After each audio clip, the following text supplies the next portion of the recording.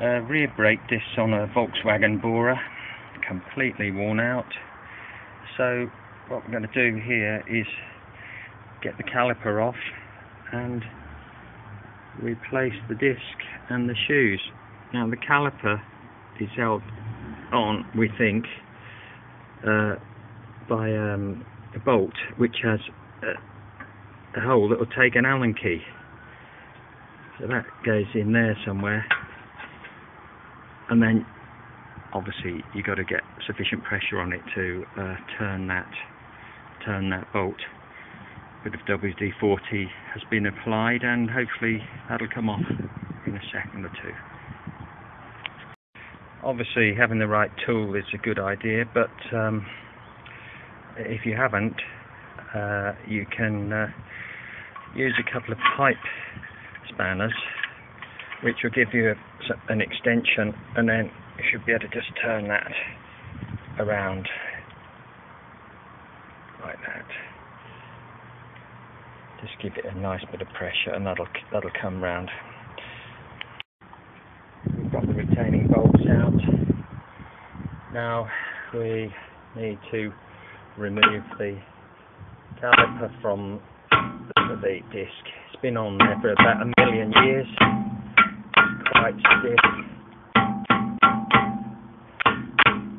Obviously when this comes off, we want to rest it on something so it doesn't strain that flexible hose. Ideally a gallon can of paint, always handy, doesn't matter what sort, gloss or emulsion, all the same. Just get that off there and let it take the weight on the weight on the paint tin. There we are, the whole caliper has come off there with a little bit of bashing about, and just going to rest it on the supporting paint tin there, and then we can see what we're going to do next. It's true that pushing the piston back in is murder on these. You do really need a special tool. Haha, surprise, surprise. But if you're stuck and you want to have a go, you can get a screwdriver on there. Swap hands here. Get a screwdriver on there to give some leverage. You have to push that piston in and turn it at the same time. It's absolute murder. But you can get some leverage by using a screwdriver against there. And I don't know if I'll be able to do this. Get your grips on here.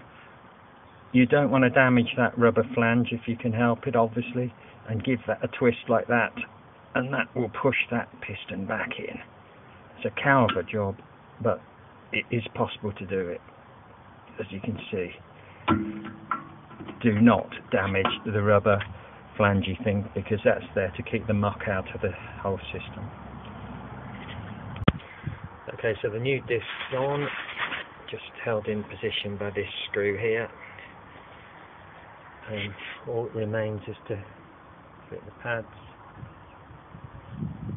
That one's going to go in there somewhere, which is a mate to the other one. Obviously I can only do this, it needs 2 hands to do this, so we'll move on.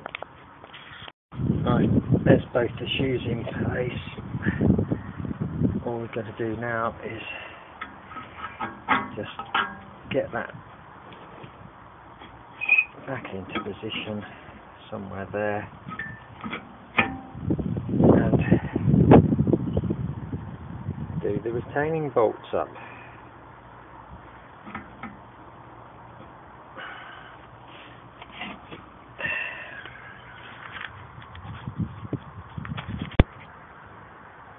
There we are, the job's done.